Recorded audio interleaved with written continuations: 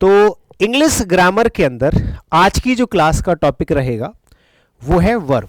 अब बहुत सारे सवाल बनते हैं कि सर वर्ब टॉपिक कितना बड़ा होता है या फिर इसमें कितनी चीज़ें होती हैं सीखने के लिए। आज की क्लास में हम कितना सीखेंगे, ये सारी चीज़ों पे चर्चा हम शुरुआत में ही कर लेंगे, जिससे आपके दिमाग में एक ना रोड मैप बन जाएगा कि मुझे आगे क्या क्या पढ़ना है अभी। ठीक है, तो टॉपिक का नाम है इंग्लिश ग्रामर के अंदर वर्ब। अब वर्ब की सबसे पहले तो मैं बात बताता हूँ वर्ब क्या होता है। बहुत से लोगों को पता ही नहीं होता, वर्ब ऐसे कुछ भी पढ़ लेते हैं। वर्ब एक ना बहुत बड़ा चैप्टर होता है, बहुत बड़ा। कितना बड़ा? इतना बड़ा होता है। अगर आप कंप्लीट वर्ब बहुत डिटेल में अच्छे से सारे चैप्टर्स को, सारे सेक्शंस को पढ़ोगे तो कम से कम 25 घंटे का टाइम आपके पास होना चाहिए। 25 घंटे का, कम से कम 25 घंटे में सारे। लेकिन सर ऐसा तो नहीं होता है, हम तो एक दो क्लास में पढ़ लेते हैं। बिल्कुल सही बात है, एक दो क्लास में मैं भी आपको पढ़ा दूंगा, बट वो जो एक दो क्लास में पढ़ते हो ना, वो बेसिक्स ऑफ वर्ब या फिर वर्ब का एक स्टार्टिंग पार्ट होता है। वर्ब को अगर आप दूसरी नज़र से देखोगे, जो मैंने 25 घंटे का बताया वो ये होता है, और जो आप एक दो घंटे में पढ़ते हो वो कुछ अलग नहीं है, कुछ खराब नहीं है। बस आपको पता होना चाहिए कि हम एक दो घंटे में या दो क्लास में, तीन क्लास में जो वर्ब पढ़ते हैं उसका क्या मतलब होता है और वर्ब टॉपिक का क्या मतलब होता है। तो चलिए जानते हैं पूरा टॉपिक, और उसके बाद हम आज की क्लास में क्या पढ़ेंगे ये भी जानेंगे। तो देखो, सबसे पहले मैं आपको बताता हूँ कि वर्ब कितना बड़ा चैप्टर होता है। वर्ब के अंदर जितने भी टॉपिक्स आते हैं ना, वो सारे के सारे यहाँ पर लिखे। मैं तो कहता हूँ कि पूरी इंग्लिश ग्रामर का जो सबसे बड़ा और सबसे इंपॉर्टेंट चैप्टर होता है वो वर्ब ही होता है, और लगभग 40% हिस्सा तो ये वर्ब टॉपिक घेर लेता है पूरी ग्रामर का।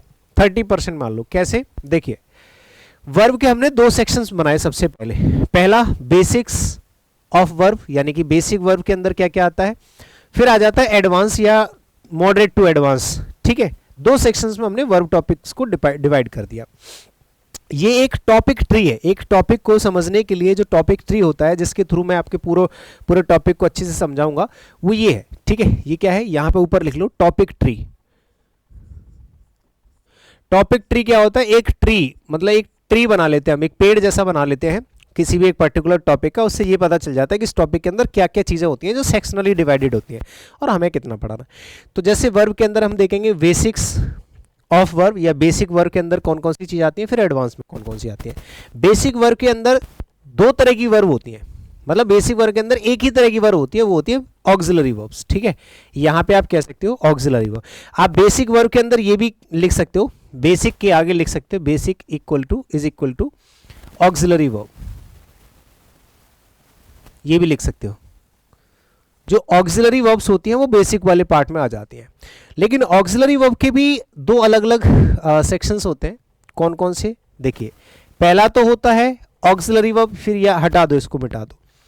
ठीक है, क्योंकि इसमें मेन वर्ब भी पढ़ लेते हैं हम लोग। तो बेसिक वर्ब के अंदर दो चीज़ें आ गई आपकी। कौन कौन सी? एक तो ऑक्सिलरी वर्ब और एक मेन वर्ब। मेन वर्ब क्या होते हैं? एक्शंस होते हैं। अब ऑक्सिलरी वर्ब के भी दो तीन अलग अलग टाइप्स होते हैं। जैसे एक होता है आपका प्राइमरी ऑक्सिलरी वर्ब्स, जो सबसे ज़्यादा यूज होती हैं, और दूसरा होता है आपका मॉडल ऑक्सिलरी वर्ब, और तीसरा इन्हीं दोनों में से एक निकल के आता है, मॉडल ऑक्सिलरी वर्ब में से निकल के आ जाता है मार्जिनल ऑक्सिलरी वर्ब, जो दोनों तरह से काम कर लेते हैं। जब मैं इनको पढ़ाऊंगा ना अच्छे से, जब मैं आपको अलग अलग चीज़ों को सिखाऊंगा, तो मैं आपको दोनों के बीच में डिफरेंस बता दूंगा कि क्या क्या होता है। मतलब कहने का यह है कि अगर हम ऑक्सिलरी वर्ब की बात करें तो उसके अंदर तीन चीज़ें निकल के आएंगी, primary auxiliary verbs, modal auxiliary verbs और मार्जिनल ऑक्सिलरी वर्ब्स। ठीक है, अब आपके दिमाग में एक चीज़ समझ में नहीं आ रही होगी कि सर ये ऑक्सिलरी वर्ब क्या होता है, हमने तो पहली बार सुना है। नहीं, कुछ लोगों ने पहली बार सुना होगा, लेकिन कुछ लोगों ने बहुत बार सुना होगा। ठीक है, अब चाहे आपने नहीं सुना हो, एक चीज़ तो बहुत बहुत बहुत बार आपने सुनी होगी, हेल्पिंग वर्ब। जब हम किसी सेंटेंस के अंदर वर्ब की बात करते हैं, वर्ब, तो उसमें दो चीज़ें आती हैं, एक तो आपकी हेल्पिंग वर्ब होती है और एक आपकी मेन वर्ब होती है। ये तो आपने बहुत बार सुना होगा। जैसे अगर मैं बोलूँ is coming, he is coming, तो आपको पता होगा कि कमिंग मेन वर्ब है और इज़ जो है इसकी हेल्पिंग वर्ब है। तो जो हेल्पिंग वर्ब होती है ना, उसका मतलब ऑक्सिलरी वर्ब ही होता है। दोनों एक ही चीज़ है। अगर आपसे कोई ऑक्सिलरी वर्ब बोलता है तो वो भी हेल्पिंग वर्ब बोलता है तो वो भी, दोनों एक ही चीज़ है। हेल्पिंग मतलब सहायता करने वाली, ऑक्सिलरी मतलब सहायता करने वाली, तो दोनों का मतलब सेम ही होता है। तो अगर कभी आपको कंफ्यूजन हो कि ऑक्सिलरी वर्ब्स क्या होती हैं, तो आपको ध्यान रखना है हेल्पिंग वर्ब ही ऑक्सिलरी वर्ब्स होती हैं। ठीक है ना। एग्जाम्पल चाहो तो लिख लो, जैसे he is coming, he is coming here, वो यहाँ आ रहा है। ठीक है, तो आपको पता होगा ही बहुत ही बार आपने पढ़ा होगा कि ये जो कमिंग है ये मेन वर्ब है और इज जो है वो आपकी हेल्पिंग वर्ब है। ठीक है, ऐसे करके आगे बात समझ में। अब आ जाते हैं, ये तो बेसिक वर्ब का पार्ट हो गया कि अगर आपको वर्ब के अंदर बेसिक वर्ब पढ़नी है तो उसके अंदर आपको ऑक्सिलरी वर्ब्स पढ़नी पड़ेंगी और मेन वर्ब्स पढ़नी पड़ेंगी। मेन वर्ब्स में हम लोग क्या पढ़ते हैं, मेन वर्ब्स के अंदर हम लोग पढ़ते हैं एक्शंस के बारे में, जो भी आपकी फॉर्म्स होती हैं, फॉर्म्स वगैरह, इसमें टीचर का काम नहीं होता है। फॉर्म्स ऑफ वर्ब्स इसमें खुद का काम होता है। आपको एक लिस्ट मिलेगी आपकी किसी भी किताब में, आपके पास जो भी इंग्लिश की बुक होगी उसके अंदर जाइएगा, वर्ब्स की फॉर्म्स लिखी होंगी, बस वो आपको याद करनी है, वही आपको आना चाहिए कि भैया गो वेंट गॉन में गो फर्स्ट फॉर्म होती है, सेकंड फॉर्म वेंट होती है, थर्ड फॉर्म गॉन। इसमें टीचर का कोई काम नहीं होता है। मेन वर्ब से जुड़े हुए जो सवाल होंगे वो आपके सारे चैप्टर्स के अंदर ही आ जाएंगे। जैसे आपको बेसिक्स ऑफ वर्ब पढ़ाऊंगा तो उसके अंदर मेन वर्ब की कौन सी फॉर्म कहाँ यूज होती है वो मेरा काम है, लेकिन फॉर्म्स याद करना वो आपका काम है। ठीक है, हाँ, तो वो चीज़ मैं सिखा दूंगा, जो मेरे मतलब की चीज़ होगी वो मैं यहाँ पे सिखा दूंगा आपको। अगर बेसिक वर्ब के अंदर कोई भी चीज़ सीखनी है तो वो आपको सीखनी है प्राइमरी ऑक्सिलरी वर्ब्स। और प्राइमरी ऑक्सिलरी वर्ब्स के 3 अलग अलग सेक्शंस होते हैं, primary auxiliary verbs, modal auxiliary verbs और marginal auxiliary verbs. Sorry, auxiliary verb के अंदर आपको बेसिक्स ऑफ वर्ब के अंदर क्या पढ़ना है, ऑक्सिलरी वर्ब्स, यानी कि हेल्पिंग वर्ब्स का यूज आपको बहुत बहुत ज़्यादा आना चाहिए। इसके बहुत सारे सवाल आपके एग्जाम में बनेंगे। ठीक है, उसके भी 3 सेक्शंस होते हैं, primary auxiliary verbs, modal auxiliary verbs, marginal auxiliary verbs. ठीक है, प्राइमरी ऑक्सिलरी वर्ब के भी 3 अलग अलग सेक्शंस होते हैं, be verb, do verb, have verb, ये सब मैं सिखाऊंगा। ठीक है, फिर आ जाते हैं एडवांस वर्ब के अंदर 2 अलग अलग तरह के चैप्टर्स होते हैं। जैसे एक तो फाइनाइट वर्ब के अंदर 2 चैप्टर्स होते हैं। कौन कौन से होते हैं भैया, आइए समझ लेते हैं। फाइनाइट वर्ब के अंदर 2 टॉपिक्स आते हैं। कौन कौन से, एक तो होता है सिंटेक्स, सिंटेक्स कह लो या फिर सब्जेक्ट वर्ब एग्रीमेंट कह लो, दोनों एक ही चीज़ है, सिंटेक्स या सब्जेक्ट वर्ब एग्रीमेंट। पूरा लिख दूं, ठीक है, पूरा लिख देता हूं, पूरे टॉपिक का नाम लिख देता हूं, सब्जेक्ट वर्ब एग्रीमेंट। ठीक है ना, सब्जेक्ट वर्ब एग्रीमेंट, ये पूरा टॉपिक का नाम है, सब्जेक्ट वर्ब एग्रीमेंट। ये बनाया हुआ नाम है और ये ग्रामेटिकल नाम है। सब्जेक्ट वर्ब एग्रीमेंट कह लो या सिंटेक्स कह लो, दोनों एक ही चीज़ है, एक ही टॉपिक के नाम है। ठीक है ना, फिर आ जाता है दूसरा आपका टेंस। टेंस टॉपिक भी आपका वर्ब का ही एक पार्ट होता है। टेंस के अंदर जो कुछ भी आप पढ़ते हो ना वो वर्ब ही पढ़ते हो, तो वो भी वर्ब का ही पार्ट है। सब्जेक्ट वर्ब एग्रीमेंट जो टॉपिक है वो भी वर्ब का ही पार्ट है। फिर आ जाते हैं एडवांस प्रो या एडवांस वर्ब, जिसके अंदर नॉन फाइनाइट वर्ब है जो, ठीक है, non finite verb. Non finite verb के अंदर क्या क्या आता है, 3 चीज़ें सीखनी होती हैं और इनके पर्टिकुलर यूजेस भी सीखने पड़ते हैं। कौन कौन से भैया, जैसे जेरेंड है, पार्टिसिपल है और इन्फिनेटिव है। ये 3 चीज़ें जो होती है ना ये नॉन फाइनाइट वर्ब के अंदर आती है। इनको हम एडवांस वर्ब भी कहते हैं, इनको हम एडवांस वर्ब भी कहते हैं, एडवांस वर्ब भी कह सकते हो। इन टॉपिक का नाम है एडवांस वर्ब। ठीक है, इस टॉपिक का नाम एडवांस वर्ब भी होता है या फिर नॉन फाइनाइट वर्ब भी होता है। ठीक है ना, जिसके अंदर हम 3 टॉपिक्स पढ़ते हैं, 3 चीज़ें पढ़ते हैं, जेरेंड, पार्टिसिपल और इन्फिनेटिव। जेरेंड क्या होता है, पार्टिसिपल क्या होता है, इन्फिनेटिव क्या होता है, इनके यूजेस क्या होते हैं, ये कहाँ से बने हैं, किस तरह के कौन कौन से कॉन्सेप्ट्स हैं, कौन कौन सी सारी चीज़ें हम नॉन फाइनाइट वर्ब के अंदर पढ़ते हैं। तो अब देख लो कितने चैप्टर्स हो गए वर्ब के अंदर। एक तो ऑक्सिलरी वर्ब वाला टॉपिक हो गया। मेन वर्ब तो खैर चलो एग्जिस्ट नहीं करता, इसको तो अलग तरह से पढ़ा जाता है, या तो किसी टॉपिक के अंदर ही पढ़ लेते हैं या फिर इनको अलग से याद करना होता है। तो इसको हम ऐसे करके क्रॉस लगा लो भले, ये एक तरीके से कोई टॉपिक नहीं होता, लेकिन हाँ इनकी जानकारी जो होना आपके लिए बहुत ज़रूरी है। इस चीज़ की जो अलग अलग टॉपिक्स के अंदर मैं आपको चीज़ें सिखाऊंगा वो आना बहुत ज़रूरी है। तो इसी के अंदर हम मेन वर्ब के साथ, ऑक्सिलरी वर्ब के साथ ही मेन वर्ब को हम लोग पढ़ते हैं। तो ये एक ही टॉपिक है, मतलब एक ही मान के चलो, ये बेसिक वर्ब के अंदर ही आती है। ऑक्सिलरी वर्ब मेन वर्ब का जो कॉम्बिनेशन होता है, उनकी प्रॉपर यूजेज, उनकी फॉर्म्स वगैरह, ये सब आपको आना चाहिए। तो ये दोनों एक ही चीज़ के अंदर आ जाते हैं। तो आपका पहला चैप्टर हो जाएगा ऑक्सिलरी वर्ब्स के बारे में पढ़ाई करना। ठीक है, और इसके अंदर अलग अलग चीज़ें हैं, जैसे प्राइमरी ऑक्सिलरी वर्ब्स को पढ़ना है, मॉडल्स को पढ़ना है, मार्जिनल वर्ब्स को पढ़ना है, ये सब पढ़ना है। फिर आ जाता है आपका सिंटेक्स, सब्जेक्ट वर्ब एग्रीमेंट। ठीक है, फिर आ जाता है आपका टेंस, जिसके अंदर प्रेजेंट, पास्ट, फ्यूचर टेंस। फिर एडवांस वर्ब में जाओगे तो नॉन फाइनाइट। ये इतने सारे चैप्टर जब आप पढ़ लेते हो तब आपका वर्ब टॉपिक पूरी तरह से कंप्लीट होता है। तो अब आप कहोगे कि सर आज की क्लास में हम लोग क्या पढ़ने वाले हैं, तो आज की क्लास में हम लोग पढ़ने वाले हैं ये ऑक्सिलरी वर्ब्स का पहला हिस्सा, प्राइमरी ऑक्सिलरी वर्ब्स। आज की क्लास में क्या पढ़ेंगे, primary auxiliary verbs. Modal auxiliary verbs नहीं पढ़ेंगे। क्यों, क्योंकि मॉडल ऑक्सिलरी वर्ब्स खुद अपने आप में कम से कम 2 घंटे का टॉपिक होता है, उसको हम अलग क्लासेस में पढ़ेंगे, 2 क्लासेस होंगे उसकी मॉडल ऑक्सिलरी वर्ब्स की, उसको हम अलग से पढ़ेंगे, और वो भी 2 से 3 क्लास होंगी, और वो भी हम बाद में पढ़ेंगे क्योंकि ये कंफ्यूजिंग चैप्टर्स होते हैं, जैसे मॉडल ऑक्सिलरी वर्ब हो गए, आर्टिकल हो गए, इनको हम बाद में पढ़ेंगे, ठीक है। पहले हम प्राइमरी ऑक्सिलरी वर्ब्स पढ़ेंगे जितने भी टाइम में पढ़ सकते हैं, उसके बाद हम ये वाला चैप्टर स्टार्ट करेंगे सब्जेक्ट वर्ब एग्रीमेंट, फिर टेंस स्टार्ट करेंगे, फिर हम मॉडल ऑक्सिलरी वर्ब या आर्टिकल या नाउन वगैरह कोई पढ़ेंगे, ठीक है। क्योंकि पहले हम रिलेटेबल जो पार्ट्स ऑफ स्पीच होते हैं ना, पहले हम उनको पढ़ते हैं। पार्ट्स ऑफ स्पीच में जो चैप्टर्स कनेक्टेड होते हैं पहले उनको पढ़ेंगे, फिर आगे की चीज़ें आगे कंटिन्यू करेंगे। जिस सिस्टम में आपको पढ़ना चाहिए मैं उसी सिस्टम में क्लासेस आपको प्रोवाइड कराऊंगा, ठीक है ना। तो चलिए सेशन की शुरुआत करते हैं। बेसिक्स ऑफ वर्ब के अंदर आपको जो हेडिंग डालनी है वो डालनी है बाबू प्राइमरी ऑक्सिलरी वर्ब्स। क्या? Primary auxiliary verbs. और प्राइमरी ऑक्सिलरी वर्ब्स के अंदर आपको क्या पढ़ना है, ये पूरी तरह से हेल्पिंग वर्ब्स होती हैं। इसके अंदर 3 चीज़ें होती हैं, एक तो होती है बी, और एक होती है डू, और एक होती है आपकी हैव। और ये एक तरीके से काम करती हैं किसका? हेल्पिंग वर्ब्स का, ठीक है बाबू, हेल्पिंग वर्ब्स का काम करती हैं। और ये चीज़ मुझे इसलिए बतानी पड़ रही है क्योंकि आगे चल के अपने आप ही समझ में आ जाएगा कि ये चीज़ मैंने आपको क्यों बताई है कि ये हेल्पिंग वर्ब की तरह काम करती हैं। क्योंकि प्राइमरी ऑक्सिलरी वर्ब के अंदर जो 3 चीज़ें मैंने बताई है ना, बी, डू और हैव, ये मेन वर्ब की तरह भी काम कर लेती हैं। तो अभी हमारा क्या हो गया? बेसिक्स ऑफ वर्ब हमारे टॉपिक हमने स्टार्ट किया। बेसिक्स ऑफ वर्ब मतलब वर्ब का बेसिक हिस्सा। बेसिक्स ऑफ वर्ब के अंदर भी हम लोग क्या पढ़ेंगे? प्राइमरी ऑक्सिलरी वर्ब्स, जिसके अंदर कौन कौन सी वर्ब्स होती हैं। एक तो बी वर्ब, इसका यूज़ कैसे होता है ये सीखना है, डू वर्ब ये सीखना है, और हैव वर्ब। लेकिन यहाँ पे मैंने साइड में लिखा है हेल्पिंग वर्ब, तो ये इसलिए लिखा है क्योंकि ये दोनों तरह से काम कर लेती हैं। ये हेल्पिंग वर्ब की तरह भी काम कर लेती हैं और ये मेन वर्ब की तरह भी काम कर लेती हैं।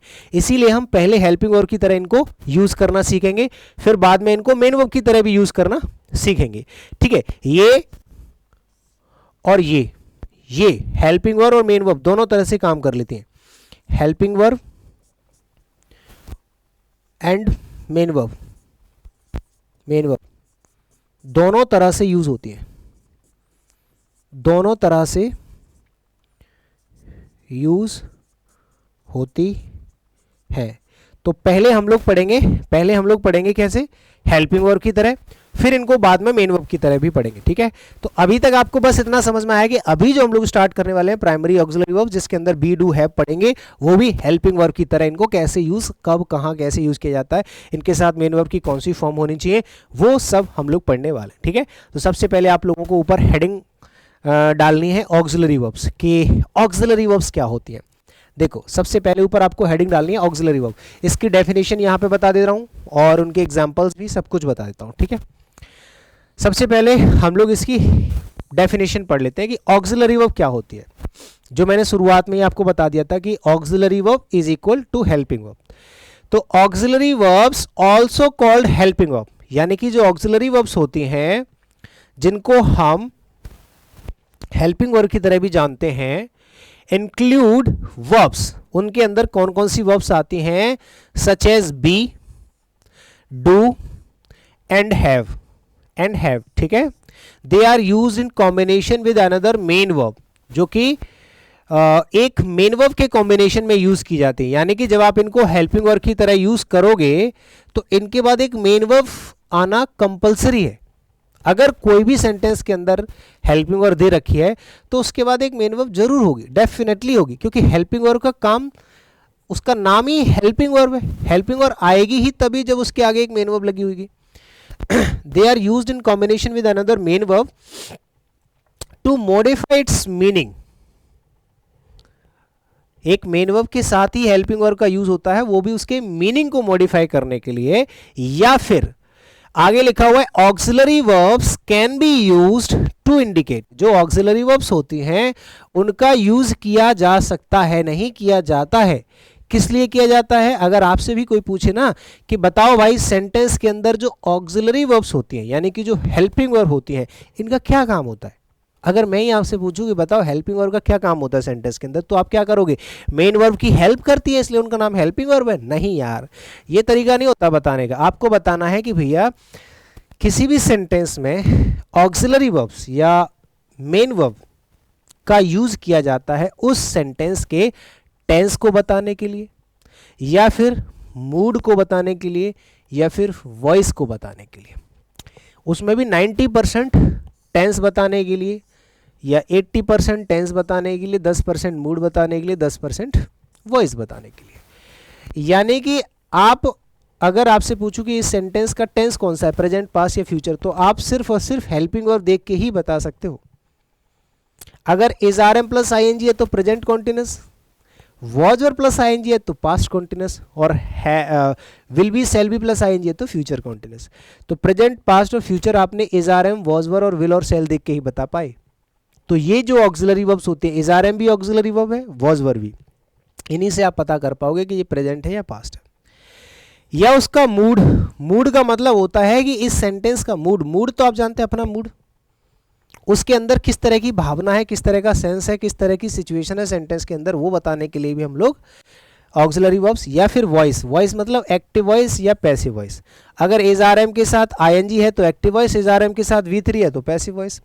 तो ये चीज़ भी आपकी ऑक्सिलरी वर्ब और मेन वर्ब दोनों पे ही डिपेंड करती है, ठीक है ना। तो ऑक्सिलरी वर्ब का काम ये हो गया।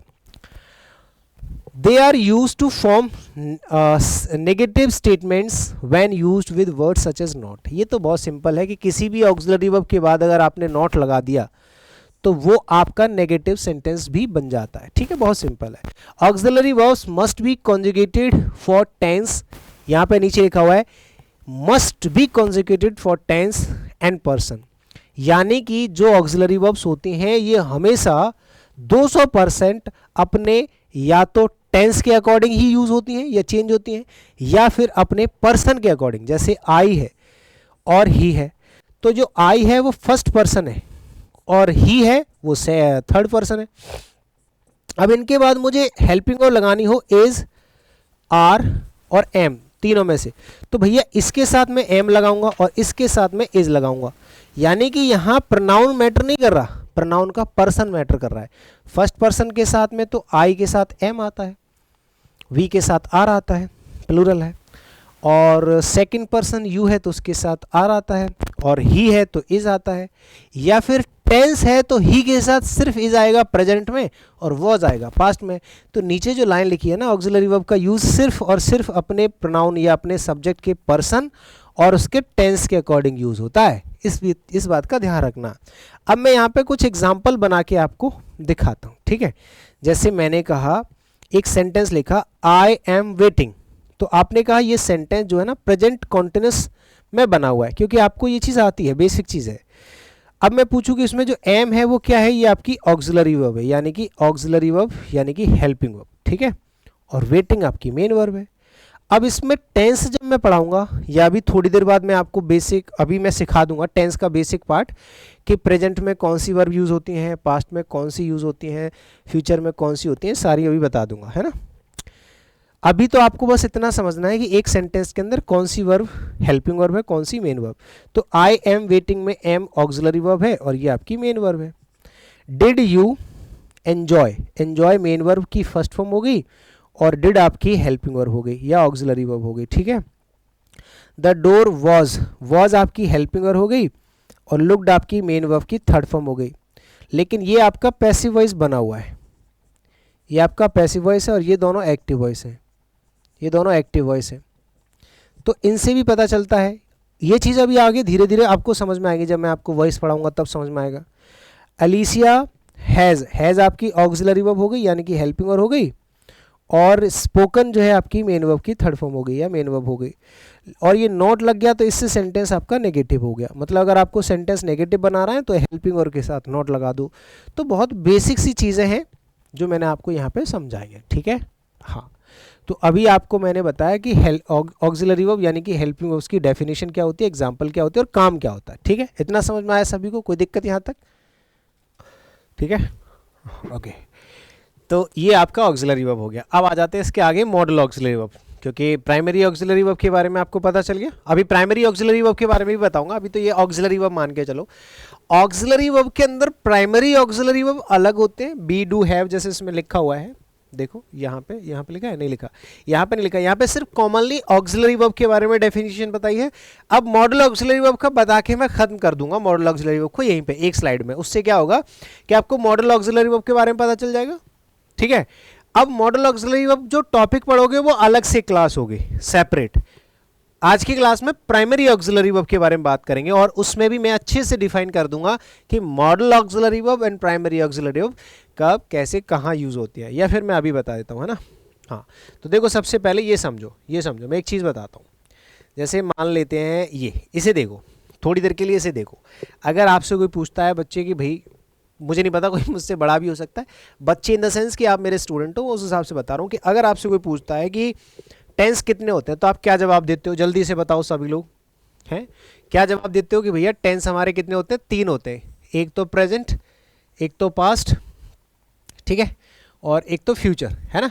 तो जो प्रेजेंट और पास्ट होते हैं ना, प्रेजेंट टेंस और पास्ट टेंस की जो ऑक्सिलरी वर्ब्स होती हैं ये वाली, ठीक है, ये जो प्रेजेंट और पास्ट की ऑक्सिलरी वर्ब्स होती है ना, ये और ये आ जाती हैं आपकी प्राइमरी ऑक्सिलरी वर्ब के अंदर। ये होती है प्राइमरी ऑक्सिलरी वर्ब, ठीक है, ये होती है आपकी प्राइमरी ऑक्सिलरी वर्ब। और जो फ्यूचर टेंस के अंदर आती हैं विल और शैल plus other model auxiliary verbs, other models, ये सारी की सारी आ जाती हैं आपकी मॉडल ऑक्सिलरी वर्ब के अंदर, ठीक है।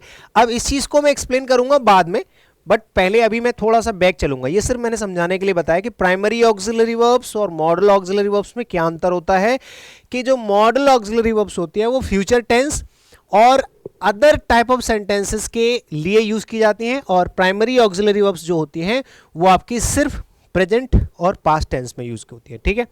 प्रेजेंट और पास्ट में जो यूज होती हैं वो प्राइमरी ऑक्सिलरी वर्ब, जो कि मैं अभी पढ़ाऊंगा। पहले मॉडल ऑक्सिलरी वर्ब के बारे में थोड़ी सी जानकारी ले लेते हैं, ठीक है। ये रहा मॉडल ऑक्सिलरी वर्ब्स क्या होते हैं। मॉडल ऑक्सिलरी वर्ब्स, लो जरा समझने की कोशिश करना, ठीक है। ये भी हेल्पिंग और वैसे ही काम करती है जैसे अभी मैंने बताई थी। Modal auxiliary verbs are auxiliary verbs that are used along with another main verb same as auxiliary verb to express ability. इनका स्पेशल यूज होता है, हर एक हेल्पिंग वर्ब का एक अलग सेंस होता है, अलग सेंस होता है कि भैया अगर मुझे विल यूज करना है तो कब करना है, शैल यूज करना है तो कब करना है, शुड यूज करना है तो कब करना है, मस्ट यूज करना है तो कब करना है। इनका अलग अलग सेंस होता है, अलग सेंस के अकॉर्डिंग एक मॉडल ऑक्सिलरी वर्ब का यूज किया जाता है, इसलिए अलग से चैप्टर पढ़ना पड़ता है। इनका स्पेशल यूज होता है जैसे कि मुझे किसी सेंटेंस में अगर किसी काम की एबिलिटी दिखानी है या किसी सब्जेक्ट की एबिलिटी दिखानी है, या उसमें परमिशन देनी है या लेनी है, पॉसिबिलिटी किसी काम की, नेसेसिटी है, ऑब्लाइशन मतलब कर्तव्य की बात करेंगे, तो ये सारी जो सेंसेस होते हैं ये मॉडल ऑक्सिलरी वर्ब के अंदर पढ़ाए जाते हैं। The main modal verbs are can, जो मेन मॉडल ऑक्सिलरी वर्ब्स होते हैं वो can, could, may, might, must, ought, shall, should, will और वुड, ये होती हैं, ठीक है। हाँ, modal verbs do not change form, कभी भी मॉडल वर्ब्स की फॉर्म्स चेंज नहीं होती हैं। ऐसा नहीं है कि विल का वुड हो जाए, शैल का शुड हो जाए, वो टेंस के अकॉर्डिंग चेंज होता है। जैसे, ठीक है, इनको मैं बता दूंगा आगे चल के, एग्जाम्पल देख लेते हैं पहले।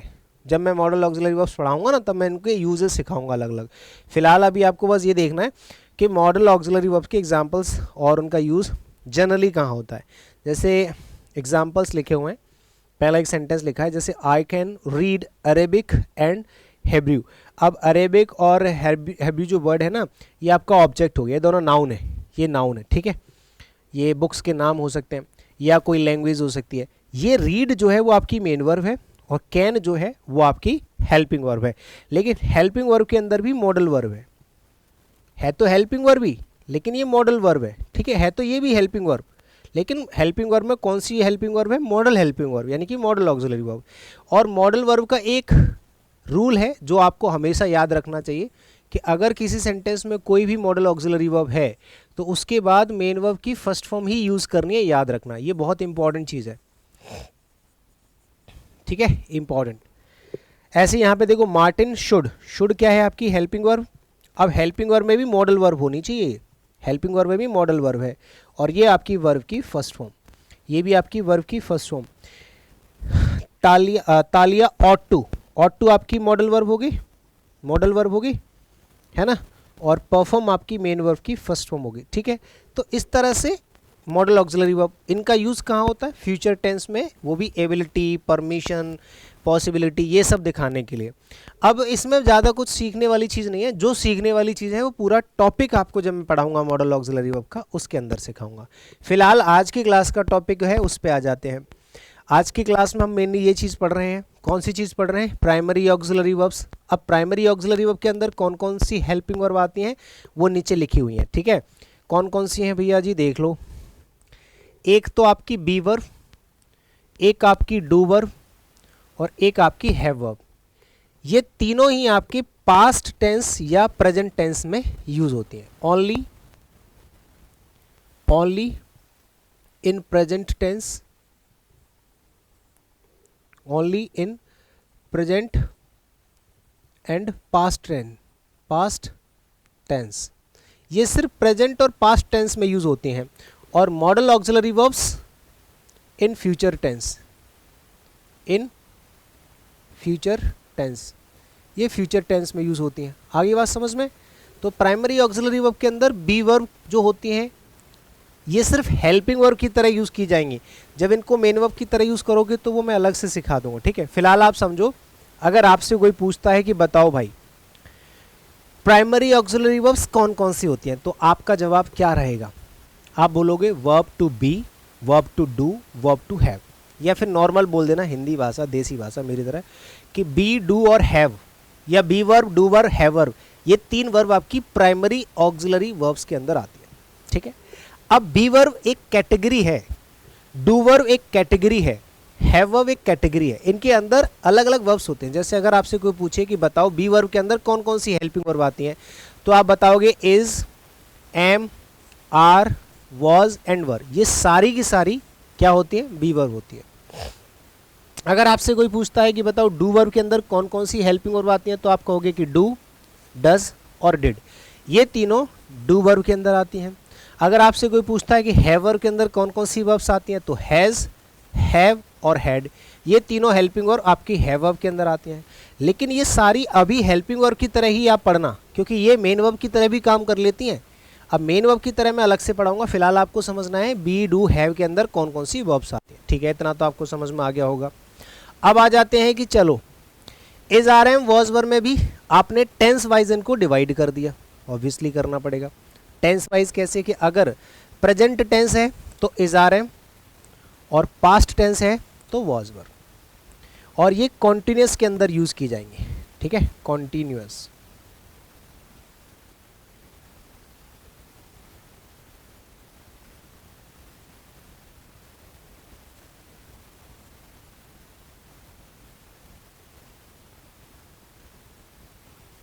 ठीक है। अच्छा, कॉन्टिन्यूस के अंदर भी देखो,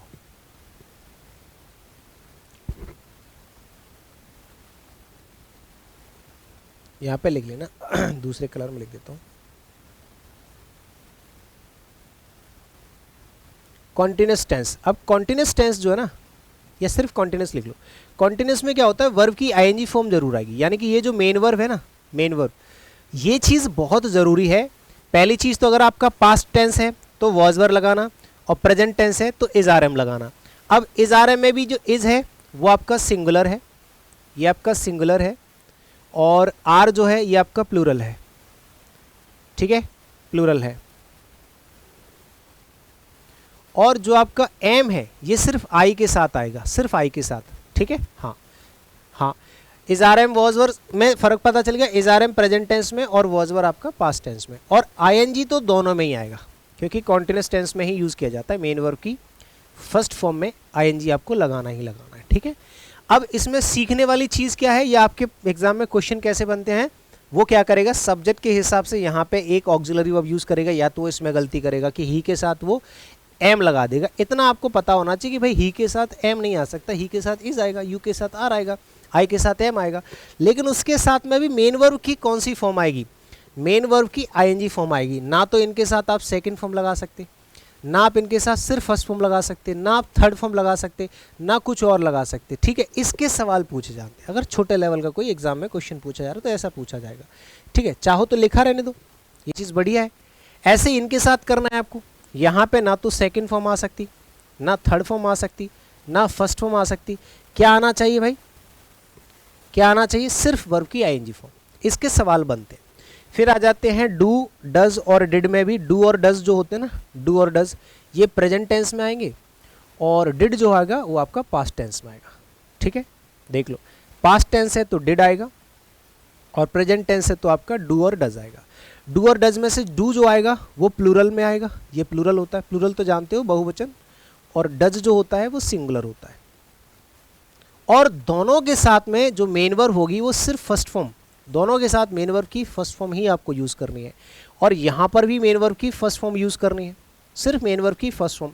ये जो डिड होता है ये सिंगुलर भी होता है और प्लूरल, दोनों के लिए सेम ही यूज़ होगा, चाहे वो सिंगुलर हो या प्लूरल, दोनों के लिए सेम। ऐसे ही हैड जो होता है वो भी दोनों के लिए सेम। अब आ जाते हैं हैव वर्ब की तरफ। हैव वर्ब की तीन होती हैं, हैज़, हैव और हैड। जो हैज़ और हैव होती हैं ये तो प्रेजेंट टेंस में यूज़ होंगी, प्रेजेंट टेंस में, प्रेजेंट टेंस लिखा हुआ है, लेकिन इनके साथ वर्ब की थर्ड फॉर्म यूज़ करनी है। क्या यूज़ करनी है भाई, प्रेजेंट टेंस वर्ब की थर्ड फॉर्म, हैज के साथ में भी और हैव के साथ में भी। हैज सिंगुलर होता है, सिंगुलर सब्जेक्ट के साथ आएगा, और हैव आपका प्लूरल होता है। ठीक है भैया, दिखाई पड़ रहा है सभी को? नहीं पड़ रहा हो तो बता देना, मैं दूसरा कलर ले लूँगा।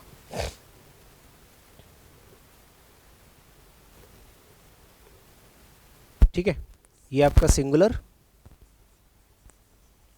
और ये आपका प्लूरल। और हेड जो होता है वो सिंगुलर और प्लूरल दोनों के लिए आता है, सिंगुलर भी होता है ये और प्लूरल भी होता है, बस ये पास्ट में यूज़ होगा और थर्ड फॉर्म इसके साथ भी आएगी। बस अगर इस पूरे एक स्लाइड में आपको अगर कुछ भी सीखने लायक चीज़ है ना, तो दो तीन चीज़ें हैं। पहला, इनके साथ मेन वर्ब कौन सी आएगी, is are am was verb के साथ आईएनजी फॉर्म, एक्टिव वॉइस में ओनली। डू डज और डिड तीनों के साथ मेन वर्ब की फर्स्ट फॉर्म, और हैज हैव हैड तीनों के साथ में थर्ड फॉर्म। ठीक है, इधर आईएनजी, इधर फर्स्ट फॉर्म और इधर थर्ड फॉर्म। बाकी हैज हैव आएंगे प्रेजेंट में, डू डज आएंगे प्रेजेंट में, इज आर एम आएंगे प्रेजेंट में, पास्ट में आएंगे आपके वॉज वर इधर, डिड इधर, हैड इधर। और प्रेजेंट और पास्ट के लिए ही आपको प्राइमरी ऑक्सिलरी वर्ब्स का यूज़ करना है। अब आप पूछोगे कि सर फ्यूचर टेंस में कौन सी आती है, तो for future tense, for future tense we will use modal auxiliary verbs, modal auxiliary verbs, और उसमें भी सिर्फ दो आती हैं फ्यूचर टेंस बताने के लिए, बाकी के अलग अलग यूज़ होते हैं। ठीक है, पूरे मॉडल ऑक्सिलरी वर्ब्स ही लिख लो, modal auxiliary verbs, modal auxiliary verbs.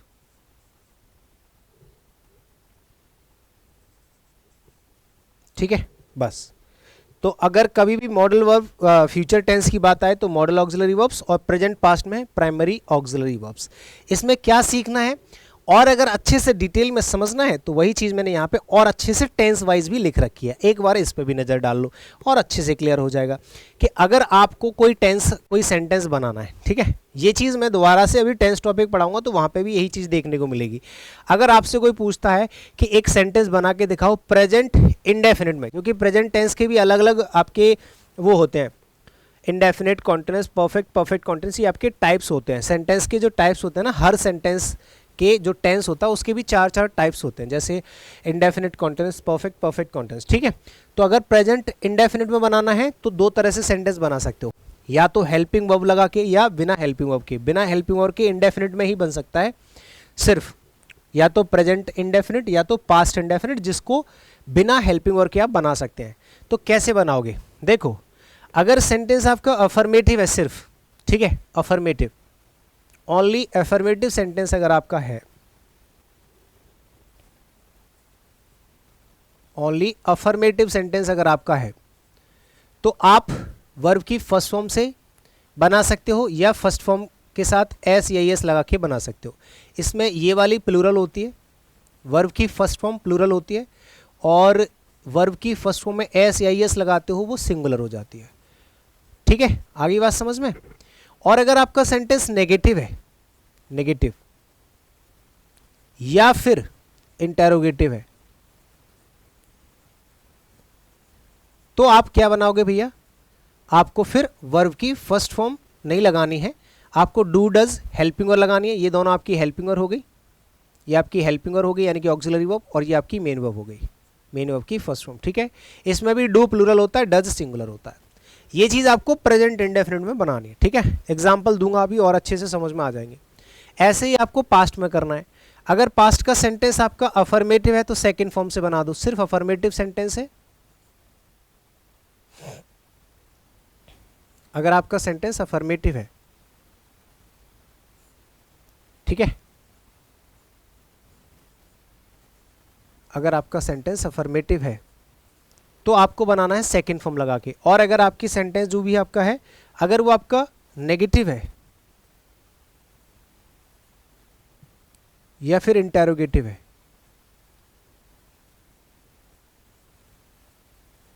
Interrogative, तो आपको सेकंड फॉर्म नहीं लगाना है, डिड प्लस V1 लगाना है। ठीक है, डिड हेल्पिंग वर्ब होती है, ये दोनों के लिए सिंगुलर और प्लूरल दोनों के लिए same.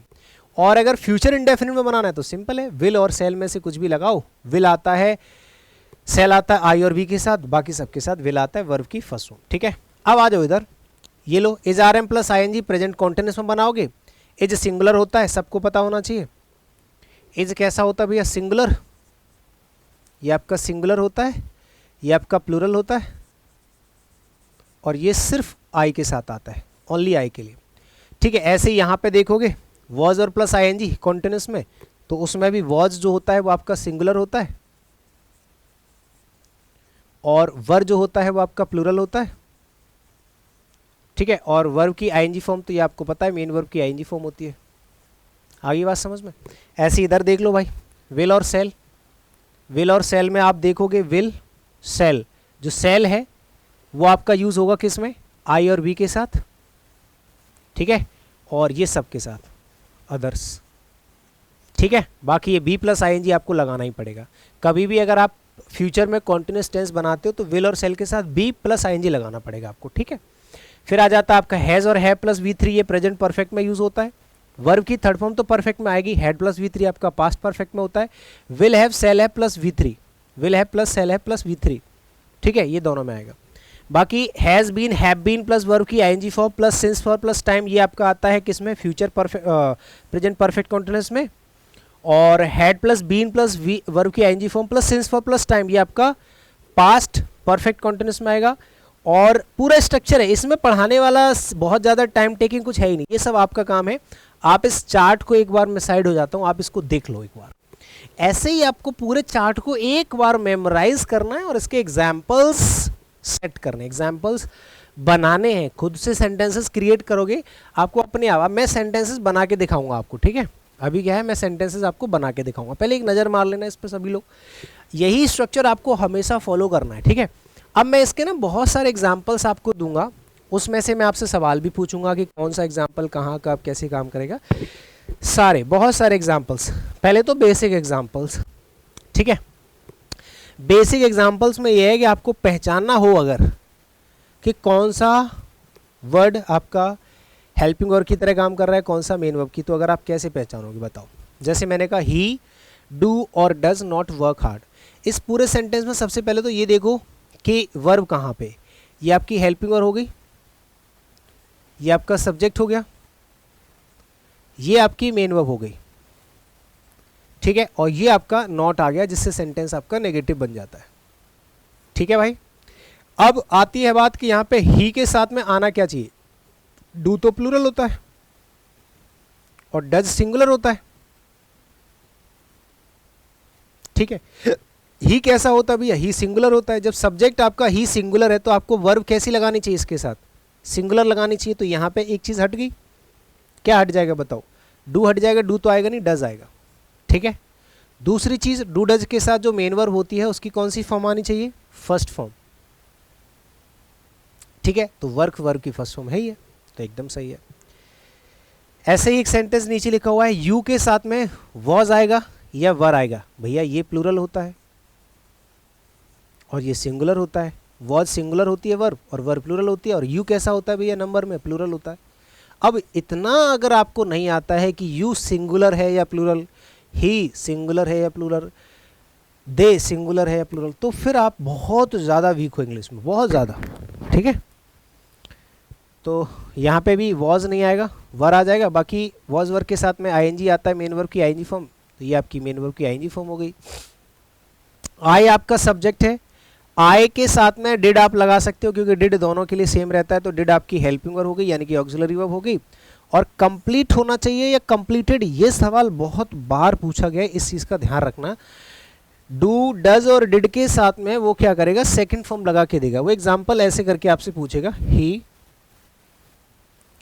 Did not finished, he did not finished his work। या तो ऐसा सवाल पूछेगा आपसे, या फिर वो पूछेगा ऐसे करके, he did finish his work। दोनों ही सवाल गलत हैं, दोनों ही सेंटेंसेस गलत है। अब इसमें क्या है, एरर डिटेक्शन का सवाल भी बन जाएगा, फिल इन द ब्लैंक्स का भी बन जाएगा, सेंटेंस इंप्रूवमेंट का भी बन जाएगा, कुछ भी बन जाएगा। कैसे, देखिए सबसे पहली चीज़ आपको पता है कि डिड के साथ में नॉट लगाए तो ऑब्वियसली ये आपकी हेल्पिंग वर्ब हो गई और ये आपकी मेन वर्ब हो गई। ठीक है, तो मेन वर्ब भी दे रखी है, हेल्पिंग वर्ब भी दे रखी है, क्योंकि नॉट लगाए तो हेल्पिंग वर्ब आएगी इंडेफिनिट में। ठीक है, बट प्रॉब्लम ये है कि अभी अभी जो मैंने आपको बताया था, ये चार्ट देखो सबसे पहले कि डिड अगर आप लगा रहे हो, कहाँ है ये रहा, अगर डिड आप लगा रहे हो तो उसके साथ वर्ब की फर्स्ट फॉर्म आनी चाहिए। नेगेटिव इंटरोगेटिव में आता है, अफर्मेटिव में तो ये भी नहीं आएगा, अफर्मेटिव में तो डिड आएगा ही नहीं, सिर्फ सेकंड फॉर्म आएगी। लेकिन अगर सेंटेंस नेगेटिव या इंटरोगेटिव है तो डिड के साथ फर्स्ट फॉर्म आनी चाहिए। इसने क्या किया देखो, डिड के साथ यहाँ पे थर्ड फॉर्म लगा दी या सेकंड फॉर्म लगा दी तो गलत हो जाएगा ना। यहाँ पे वर्ब की फर्स्ट फॉर्म आनी चाहिए सिर्फ, तो यहाँ पे फिनिश्ड नहीं होगा, सिर्फ फिनिश आएगा, वर्ब की फर्स्ट फॉर्म। ऐसे करके दूसरे में इसने वर्ब की फर्स्ट फॉर्म भी लगाई है और डिड भी लगाई है, तो उसने सब कुछ सही करने की कोशिश करी। लेकिन ये सवाल फिर से गलत हो गया, क्यों? क्योंकि जब सेंटेंस अफर्मेटिव है, ये तो चलो नेगेटिव था इसलिए हमने डिड प्लस नॉट लगा दिया, ये तो सेंटेंस ही अफर्मेटिव है भाई। जब ये सेंटेंस ही आपका अफर्मेटिव है मेरे भाई, तो आप क्या करोगे, फिर तो यहाँ पे डिड ही नहीं आना चाहिए, सिर्फ सेकंड फॉर्म आ जाएगी, सिर्फ सेकंड फॉर्म आनी चाहिए, हेल्पिंग वर्ब आएगी नहीं, अफर्मेटिव में कभी आती नहीं है डिड, बिना नॉट के या बिना इंटरोगेटिव के तो डिड या डू या डज आएगा ही नहीं। इस तरह से सेंटेंसेस आपके पूछे जाते हैं एग्जाम में, क्वेश्चंस पूछे जाते हैं इंडेफिनिट से रिलेटेड। ठीक है, ऐसे इधर आ जाओ। अगर आपसे कोई पूछता है कि ही के साथ में यहाँ पे हैज़ आएगा या हैव आएगा, तो भैया ही क्या है, सिंगुलर है, सबको पता है। ठीक है, हैज़ आपका सिंगुलर है, सबको पता है। हैव आपका प्लूरल है, पता होना चाहिए। कंप्लीटेड वर्ब की थर्ड फॉर्म है मेन वर्ब की, बिल्कुल ठीक है, क्योंकि हैज़ के साथ थर्ड फॉर्म आएगी ही आएगी। बट यहाँ पे ही के साथ हैव नहीं आएगा, हैज़ आएगा। He has completed his work. इसमें नेगेटिव और अफर्मेटिव नहीं देखना, इसमें दोनों में हैज़ प्लस V3 आता है। नॉट है तो नॉट लगा दो, नहीं है तो नहीं मत लगाओ, कोई दिक्कत नहीं। तो इस तरह से सवाल पूछे जाते हैं। अब मैं अपनी तरफ से बहुत सारे सेंटेंसेस आपको बनाने के लिए बोलूँगा। ठीक है, चलिए, ये फाइनल एग्जाम्पल्स हैं और क्लास का आखिरी पार्ट चल रहा है प्राइमरी ऑक्सिलरी वर्ब्स को देखते हुए। मैं यहाँ पे बहुत सारे सेंटेंसेस आपको अपनी तरफ से बना के दिखाऊंगा। ठीक है, सबसे पहले मैंने कहा कि भैया आई एम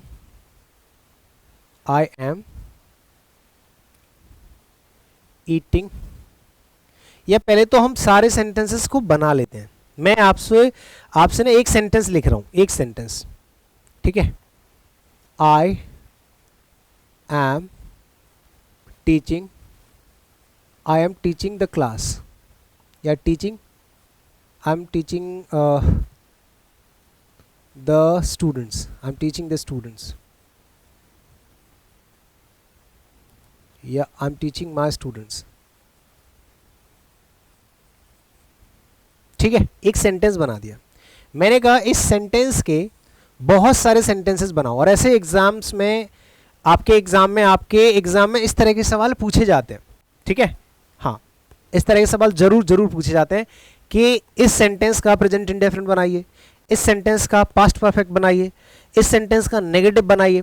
तो आपको इस सेंटेंस से जितने भी पॉसिबल सेंटेंसेस आप बना सकते हैं प्राइमरी ऑक्सिलरी वर्ब्स का यूज करके, वो सारे बनाइए। कितने आप बना सकते हो भाई? बहुत सारे बन जाएंगे। इसी सेंटेंस का आप एक तो ये बना सकते हो present indefinite, present continuous, present perfect continuous. फिर प्रेजेंट इंडेफिनिट के भी नेगेटिव, इंटरोगेटिव और अफर्मेटिव बना सकते हो। इसमें भी अफर्मेटिव, नेगेटिव, इंटरोगेटिव बना सकते हो। मतलब पहले तो 12 यही बन जाएंगे। फिर 12 के भी 3 और हो जाएंगे, 12 तो 36 सेंटेंसेस आप बना सकते हो। लेकिन हम 36 नहीं बनाएंगे, आप 36 बना सकते हो, मैं एक दो एग्जांपल दे देता हूँ, उससे आप आइडिया लगा सकते हैं। लेकिन हाँ, मैं फिर भी बहुत सारे सेंटेंसेस की एक्सपेक्टेशन आपसे रखता हूँ। चलो बनाना स्टार्ट करते हैं। पहले 12 बना लेते हैं, ठीक है। जैसे अगर मैं कहूँ प्रेजेंट कॉन्टिन्यूस में बनाना है या प्रेजेंट इंडेफिनिट में बनाना है, तो कैसे बनाओगे? आई टीच माई स्टूडेंट्स, मैं अपने स्टूडेंट्स को पढ़ाता हूँ, ये प्रेजेंट इंडेफिनिट हो गया, और वो भी affirmative. I do not teach my students, मैं अपने स्टूडेंट्स को नहीं पढ़ाता, ठीक है। आई या डू आई टीच या डू यू टीच, ऐसे लिखो, do you teach your students. इस तरह से मैं एक दो टाइप्स बता के दिखा रहा हूँ, ठीक है, सारे तो नहीं, बस कुछ ही बना के दिखा रहा हूँ, ठीक है। अब इसमें इंटेरोगेटिव बन गया, तो आपने अब ये प्रेजेंट इंडेफिनिट एक ही बनाया, अभी प्रेजेंट का भी एक ही टाइप, उसके 3 बना दिए, इंडेफिनिट, अफर्मेटिव, नेगेटिव और इंटेरोगेटिव, ठीक है। तो पहली चीज तो ऊपर आपने लिखा प्रेजेंट इंडेफिनिट, ठीक है। और प्रेजेंट इंडेफिनिट में भी आपका अफर्मेटिव हो गया, ये आपका नेगेटिव हो गया, और ये आपका इंटेरोगेटिव हो गया, ठीक है। इस तरह से आप बहुत सारे सेंटेंसेस बना सकते हो। अब चलो थोड़ा सा हम चीज़ों में थोड़ा सा शॉर्ट करेंगे। अब मैं कुछ सेंटेंसेस, जैसे मैंने कॉन्टिन्यूस में बनाया, तो कैसे कहा मैंने? आई एम टीचिंग माई स्टूडेंट्स, ये प्रेजेंट कॉन्टिन्यूस हो गया। आई हैव, अब मिक्स क्वेश्चंस बना रहा हूँ, आपको पहचानना है।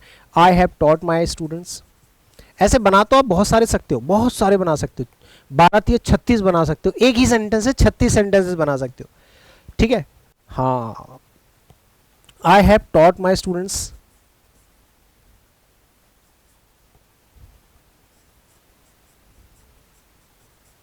ठीक है। आई हैव, या फिर आई वॉज या आई विल लिख लो, फ्यूचर बना दो, I will teach my student. वैसे मॉडल ऑक्सिलरी वर्ब का यूज नहीं करते। I was teaching my students, ठीक है। आई डिड या I had not taught my students। और बताओ, आई हैव वाला तो हो ही गया, आई वॉज वाला भी हो गया, आई एम वाला भी हो गया, ठीक है। और क्या बना सकते हैं? Present continuous, present indefinite, past indefinite को बना दूं। I did not teach my students, या फिर आई टॉट, सेकेंड फॉर्म से भी बना सकते हो, आई टॉट माई स्टूडेंट्स। मतलब ये सिर्फ एग्जाम्पल्स हैं, जो आप कह सकते हो कि चाहे आपको सेंटेंस वो पहचानने वाला दे दे तो भी आप बना सकते हो, चाहे वो सेंटेंस आपसे बनवा ले तो भी आप बना सकते हो। आपने देखा यहाँ पे एम जो है वो हेल्पिंग वर्ब हो गई, और ये आपकी मेन वर्ब की आईएनजी फॉर्म हो गई। इतना आपको पता होगा और पहचाना, जो चीज़ मैंने सिखाने की कोशिश करी है वो सब कुछ यहाँ पे आपको यूज़ होते हुए नजर आएगा। ये आपकी हेल्पिंग वर्ब है, ये आपकी मेन वर्ब की थर्ड फॉर्म हो गई। सही यूज़ होना चाहिए, मेन वर्ब का यूज़ आपको आना चाहिए, ये सबसे ज़्यादा ज़रूरी चीज़ है। मेन वर्ब का यूज़ करना आपको आना चाहिए, कौन सी ऑक्सिलरी वर्ब के साथ कौन सी मेन वर्ब आ रही है। ये जिस दिन सीख गए भाई मज़ा आ जाएगा। अगर ये चीज़ आप सीख गए ना तो पूरी आपकी मेहनत वसूल है। ये आपकी मेन वर्ब की थर्ड फॉर्म आ गई, क्योंकि हेड के साथ में थर्ड फॉर्म आती है, डिड के साथ में वर्ब की फर्स्ट फॉर्म आती है, वो यहाँ पे थर्ड फॉर्म लिख देगा। मेन वर्ब की फर्स्ट फॉर्म आनी चाहिए। अगर आपको दिखाई नहीं दे रहा है, मैं थोड़ा सा बड़ा कर लेता हूँ इसको, ठीक है। ये आपकी मेन वर्ब की फर्स्ट फॉर्म है, क्योंकि हेल्पिंग वर्ब डिड जो है इसके साथ फर्स्ट फॉर्म ही आती है। ये आपकी मेन वर्ब की सेकंड फॉर्म है, मेन वर्ब की सेकंड फॉर्म, क्योंकि इसमें हेल्पिंग वर्ब नहीं है, अफर्मेटिव सेंटेंस है, पास्ट इंडेफिनिट में बना है। ऐसे यहाँ पे वॉज जो है वो आपकी हेल्पिंग वर्ब हो गई, ये आपकी वर्ब की आईएनजी फॉर्म। आई होप कि ये चीज़ तो आपको बहुत अच्छे से आ रही होगी, ठीक है। इसमें भी आप थोड़ा सा देख लो, जैसे ये टीच जो है वो वर्ब की फर्स्ट फॉर्म है, आई के साथ वर्ब की फर्स्ट फॉर्म आती है, ठीक है। डू जो है वो आपकी हेल्पिंग वर्ब है, नॉट लगा हुआ है, टीच वर्ब की फर्स्ट फॉर्म हो गई, मेन वर्ब की फर्स्ट फॉर्म। ये आपकी हेल्पिंग वर्ब है। इंटेरोगेटिव सेंटेंस में हेल्पिंग वर्ब पहले आ जाती है और मेन वर्ब सब्जेक्ट के बाद आती है, वो भी फर्स्ट फॉर्म ही आएगी क्योंकि डू के साथ फर्स्ट फॉर्म आती है। तो ये एग्जाम्पल्स जो हैं वो सारे के सारे आपके इस चीज़ के ऊपर डिपेंड करते हैं, इस चीज़ के जो मैंने सिखाया है कि भैया कौन सा सेंटेंस आपको किस टेंस के किस हिस्से में बनाना है, उस हिसाब से यहाँ पे सारी की सारी ऑक्सिलरी वर्ब्स, उनके साथ कौन सी मेन वर्ब की फॉर्म आती है, वो सब कुछ यहाँ पे लिख रखा है। आप एक बार अच्छे से स्टडी करोगे तो आपको सब कुछ समझ में आ जाएगा और आप अपने, चाहे आपको बोलना हो, चाहे आपको लिखना हो, चाहे ट्रांसलेशन करना हो, चाहे कोई चीज़ पढ़नी हो, आपको सारे सेंटेंसेस यहाँ पे अच्छे से बनाना सीख जाओगे। ठीक है, अब आते हैं फाइनल। अब मैं आपको कंफ्यूज करने वाला हूं, लास्ट चीज।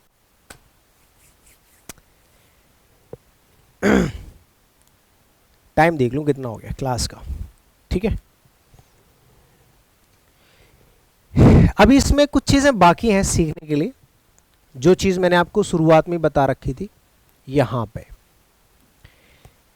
ये वाली, कि जो प्राइमरी ऑक्सिलरी वर्ब्स होती हैं बी, डू और have, primary auxiliary verb B, do और हैव, ये जो होती हैं तीनों वर्ब्स, इनको आप ऑक्सिलरी वर्ब यानी कि हेल्पिंग वर्ब की तरह भी यूज कर सकते हो और मेन वर्ब की तरह भी। तो अभी तो मैंने सिर्फ इनको हेल्पिंग वर्ब की तरह यूज करना सिखाया है, अब मैं इनको मेन वर्ब की तरह भी यूज करना सिखा देता हूं। ठीक है, हाँ, इनको मैं मेन वर्ब की तरह भी यूज करना सिखा देता हूं। देखो,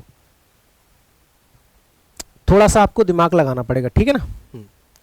अगर आपसे कोई कहता है कि बताओ क्या बी वर्ब, डू वर्ब और हैव वर्ब इनको सिर्फ हेल्पिंग वर्ब की तरह ही यूज किया जाता है, तो आप मना कर देना कि नहीं, इनको मेन वर्ब की तरह भी यूज किया जा सकता है एज मेन वर्ब्स। जब आप इनको मेन वर्ब्स की तरह यूज करोगे ना तो इनका अलग सेंस होगा, अलग मीनिंग होगा, क्योंकि देखो मेन वर्ब्स का मतलब होता है उनके अंदर फॉर्म्स भी होती हैं। ठीक है, उनके फॉर्म्स भी होती हैं। कैसे? जैसे अगर बी वर्ब की हम बात करें तो कोई भी मेन वर्ब होगी उसकी तीन फॉर्म होती है। कौन कौन सी? एक तो फर्स्ट फॉर्म होती है, फर्स्ट फॉर्म, एक सेकंड फॉर्म होती है और उसकी थर्ड फॉर्म भी होती है, थर्ड फॉर्म भी होती है, और आईएनजी भी होती है, वर्ब की आईएनजी फॉर्म। ठीक है, तो देखो अगर आपसे कोई पूछता है कि बी वर्ब की फर्स्ट फॉर्म क्या होती है तो आपको क्या लिखना है? सबसे पहले तो बी लिखना है, ये वर्ब की फर्स्ट फॉर्म हो गई। साथ के साथ इज, आर और एम भी यूज करने हैं, ये भी, ये लिंकिंग वर्ब हो जाती है। ठीक है, ये आपकी हो गई फर्स्ट फॉर्म। ठीक है, बस इतना लिख लो। हाँ, ये आपकी फर्स्ट फॉर्म हो गई, बी वर्ब फर्स्ट फॉर्म की तरह यूज की जाती है। सेकंड फॉर्म कौन कौन सी होती है सर? बहुत से लोगों को नहीं पता होती, वॉज और वर जो होती है ना, ये इसकी सेकंड फॉर्म होती है वर्ब की। थर्ड फॉर्म कौन सी होती है? बीन होती है। और आईएनजी फॉर्म कौन सी होती है? बीइंग होती है, जिसमें सबसे ज्यादा यूज आपकी ये होगी। देखो ये, अगर आप इजारम को फर्स्ट फॉर्म की तरह यूज करोगे ना तो इसका नाम बदल जाएगा, इनका नाम हो जाता है लिंकिंग वर्ब, इनका नाम हो जाता है लिंकिंग वर्ब, लिंकिंग वर्ब बोलते हैं इनको। अब जब ये लिंकिंग वर्ब की तरह यूज होंगी ना तो इनके बाद मेन वर्ब नहीं आएगी कोई भी, क्योंकि ये खुद ही मेन वर्ब का काम कर रही है। इनके बाद में कोई मेन वर्ब नहीं है, सिर्फ ये खुद ही है जो मेन वर्ब का काम करेंगे। ठीक है ना, या फिर बी अकेला भी आ जाता है। ठीक है, ये खुद ही वर्ब की फर्स्ट फॉर्म होती है। बहुत से लोगों को ये चीज़ समझ में नहीं आएगी, लेकिन थोड़ा सा सब्र रखना पड़ेगा। ऐसे ये है, जब आप इनको मेन वर्ब की तरह यूज करोगे तो इनके बाद कोई भी मेन वर्ब नहीं आनी चाहिए, ये खुद ही मेन वर्ब का काम कर लेती है। ठीक है, ये मेन वर्ब की सेकंड फॉर्म का काम करती है। सेम ये भी आपकी लिंकिंग वर्ब का काम करेगी, इनको भी हम लिंकिंग वर्ब बोलते हैं। ठीक है, ये बहुत थोड़ा सा एडवांस लेवल की चीज़ें हैं तो थोड़ा समझने में दिक्कत आ सकती है, बट कोई दिक्कत नहीं, मैं बहुत अच्छे से एक्सप्लेन कर दूंगा। बाकी तो बस आसान है, बीइंग थर्ड फॉर्म है, बीइंग आईएनजी फॉर्म है। अब जो नीचे वाली है ये तो बहुत बार पढ़ रखी है आपने, बहुत बार पढ़ रखे हैं। ठीक है ना, जैसे अगर आपसे कोई पूछता है कि डू वर्ब को अगर हम मेन वर्ब की तरह यूज करेंगे तो कैसे? अरे बहुत सिंपल है, डू वर्ब की फर्स्ट फॉर्म हो गई या फिर डज, डू वर्ब की फर्स्ट फॉर्म हो गई, डू या डज। ठीक है, ये वर्ब की फर्स्ट फॉर्म हो गई और ये वर्ब की फर्स्ट फॉर्म की एस या एस फॉर्म हो गई। ठीक है, सेकंड फॉर्म क्या होती है? डू की डिड हो जाती है, और थर्ड फॉर्म क्या होती है? डन होती है, और आईएनजी क्या होती है? डूइंग होती है। ये तो आपको पता ही होगा, इनके मीनिंग भी होते हैं। जो बी वर्ब का मतलब होता है होना, ठीक है, होना, और डू का मतलब होता है करना, और हैव का मतलब होते हैं, दो मीनिंग होते हैं हैव का, एक तो होता है रखना ठीक है, रखना। और दूसरा मीनिंग होता है ग्रहण करना, ग्रहण करना, खाना भी कह सकते हो, खाना, ठीक है। हाँ, दो तरह से मीनिंग होते हैं हैव के। अगर आपसे कोई पूछता है कि भैया हैव का फर्स्ट फॉर्म क्या होता है, तो सबको पता है हैव वर्ब की फर्स्ट फॉर्म होती है। क्या होती है भैया? हैव वर्ब की फर्स्ट फॉर्म होती है। हैव वर्ब की फर्स्ट फॉर्म होती है और हैज़ भी होती है, ठीक है। ये फर्स्ट फॉर्म प्लूरल, ऐसे लिख लो, प्लूरल। प्लूरल में फर्स्ट फॉर्म यूज करनी है तो हैव, सिंगुलर में यूज करनी है तो हैज। बहुत सिंपल है, ये मेन वर्ब ही है। सेकंड फॉर्म क्या होती है सर? इनका कलर चेंज कर देते हैं। सेकंड फॉर्म क्या होती है? हैड होती है। और थर्ड फॉर्म क्या होती है? हैड होती है। और आईएनजी क्या होती है? हैविंग होता है। हैजिंग मत कर देना, हैविंग होता है सिर्फ, ठीक है। अब देखो ध्यान से सुनना, ये बहुत बहुत बहुत मजेदार चीज है, एडवांस लेवल की चीज है, इंटरेस्टिंग भी है और इंपॉर्टेंट भी है, ठीक है। अगर आपसे कोई पूछता है कि बी, डू और हैव को अगर मेन वर्ब की तरह यूज करना हो, एक एक्शन की तरह, तो इनकी first form, second form, third form आपको पता होना चाहिए। बी वर्ब की फर्स्ट फॉर्म होती है बी, या तो बी लगाओगे, ठीक है, जब भी आपको जरूरत पड़े, जैसे विल बी, सेल बी, ठीक है, उनके साथ बी की वर्ब की फर्स्ट फॉर्म आती है बी। लेकिन सिंपल सेंटेंस में बिना मॉडल वर्ब के यूज करोगे तो ये आएंगी इज, आर, एम। ये मेन वर्ब का काम कब करेंगी? जब इनके बाद कोई दूसरी मेन वर्ब नहीं होगी, ये अकेली आती हैं, तब ये मेन वर्ब का काम करती हैं। लेकिन वहां इनको हम एक्शन की तरह नहीं बोलते, इनको लिंकिंग वर्ब की तरह बोलते हैं, इनका नाम बदल जाता है।